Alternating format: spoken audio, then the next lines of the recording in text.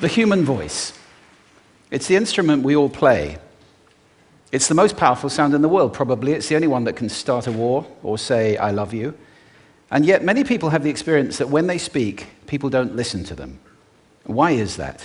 How can we speak powerfully to make change in the world?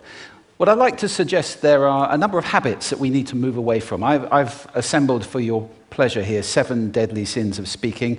I'm not pretending this is an exhaustive list, but these 7, I think, are pretty large.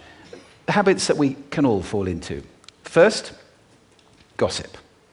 Speaking ill of somebody who's not present. Not a nice habit, and we know perfectly well the person gossiping 5 minutes later will be gossiping about us. Second, judging. We know people who are like this in conversation, and it's very hard to listen to somebody if you know that you're being judged and found wanting at the same time. Third, negativity. You can fall into this. My mother, in the last years of her life, became very, very negative, and it's hard to listen. I remember one day I said to her, it's October the 1st today, and she said, I know, isn't it dreadful? It's hard to listen when somebody's that negative. And another form of negativity, complaining. Well, this is the national art of the UK. It's our national sport. We complain about the weather, about sport, about politics, about everything. But actually, complaining is viral misery. It's not spreading sunshine and lightness in the world. Excuses. We've all met this guy. Maybe we've all been this guy. Some people have a blame thrower. They just pass it on to everybody else and don't take responsibility for their actions. And again, hard to listen to somebody who's being like that.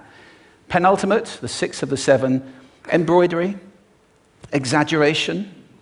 It demeans our language, actually, sometimes. For example, if I see something that really is awesome, what do I call it?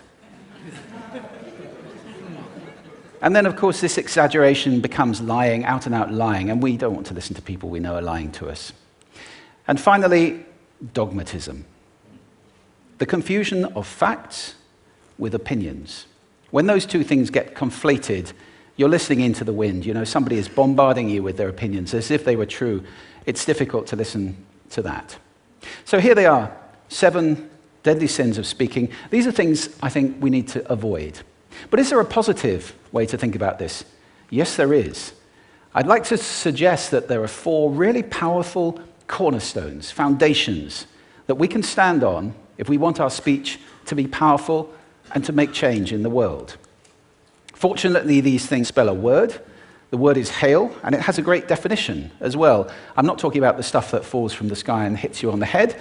I'm talking about this definition, to greet or acclaim enthusiastically, which is, I think, how our words will be received if we stand on these 4 things. So what do they stand for? See if you can guess. The H, honesty, of course. Being true in what you say, being straight and clear. The A is authenticity, just being yourself. A friend of mine described it as standing in your own truth, which I think is a lovely way to put it. The I is integrity, being your word, actually doing what you say, and being somebody people can trust. And the L is love. I don't mean romantic love, but I do mean wishing people well. For 2 reasons. First of all, I think absolute honesty may not be what we want. I mean, my goodness, you look ugly this morning.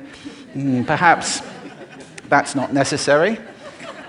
Tempered with love, of course, honesty is a great thing.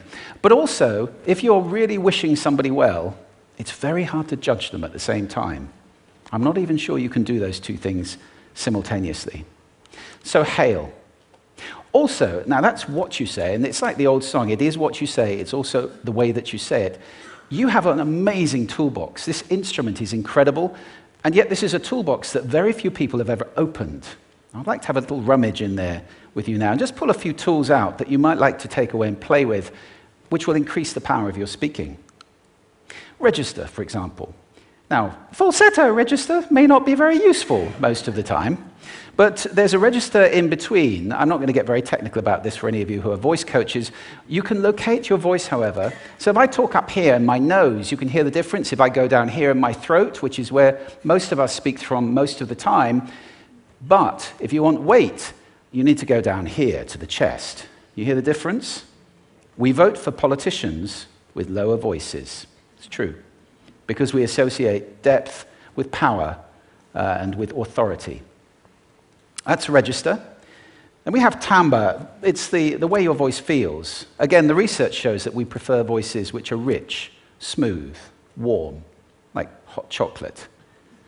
Well, if that's not you, that's not the end of the world, because you can train. Go get a voice coach. And there are amazing things you can do with breathing, with posture, and with exercises to improve the timbre of your voice. Then prosody. I love prosody. This is the sing-song, the meta-language that we use in order to impart meaning. It's route one for meaning in conversation. People who speak all on one note are really quite hard to listen to if they don't have any prosody at all. That's where the word monotonic comes from, or monotonous, monotone.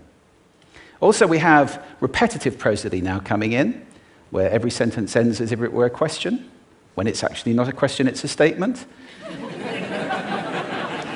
And if you repeat that one over and over, it's actually restricting your ability to communicate through prosody, which I think is a shame. So let's try and break that habit. Pace. I can get very, very excited by saying something really, really quickly, or I can slow right down to emphasize. And at the end of that, of course, is our old friend, silence. There's nothing wrong with a bit of silence in a talk, is there? We don't have to fill it with ums and ahs. Can be very powerful. Of course, pitch often goes along with pace to indicate arousal, but you can do it just with pitch. Where did you leave my keys? Where did you leave my keys? It's a slightly different meaning in those two deliveries. And finally, volume.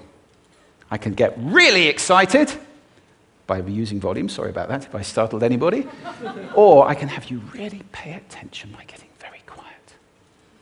Some people broadcast the whole time. Try not to do that. That's called sodcasting.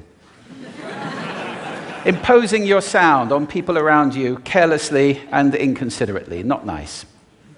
Of course, where this all comes into play most of all is when you've got something really important to do. It might be standing on a stage like this and giving a talk to people. It might be proposing marriage, asking for a raise, a wedding speech, whatever it is. If it's really important, you owe it to yourself to look at this toolbox and the engine that it's going to work on. And no engine works well without being warmed up. Warm up your voice. Actually, let me show you how to do that. Would you all like to stand up for a moment? I'm going to show you the 6 vocal warm-up exercises that I do before every talk I ever do. Anytime you're going to talk to anybody important, do these. First, arms up. Deep breath in and sigh out. Like that. One more time. Very good. Now we're going to warm up our lips, and we're going to go bop, bop, bop, bop, bop, bop, bop, bop. Very good. And now, just like when you were a kid. Now your lips should be coming alive. We're going to do the tongue next with exaggerated la, la, la, la, la, la, la, la, la. Beautiful. You're getting really good at this. And then roll an R. That's like champagne for the tongue. Finally, and if I can only do one, the pros call this the siren. It's really good. It starts with we and goes to or. The we is high, the or is low. So you go wee, or, wee. Fantastic. Give yourselves a round of applause. Take a seat. Thank you. Next time you speak, do those in advance. Now, let me just put this in context to close. This is a serious point here. This is where we are now, right? We speak not very well into people who simply aren't listening in an environment that's all about noise and bad acoustics. I have talked about that on this stage in different phases. What would the world be like if we were speaking powerfully to people who are listening consciously in environments which were actually fit for purpose? Or to make that a bit larger, what would the world be like if we were creating sound consciously and consuming sound consciously and designing all our environments consciously for sound? That would be a world that does sound beautiful, and one where understanding would be the norm. And that is an idea worth spreading. Thank you. Thank you.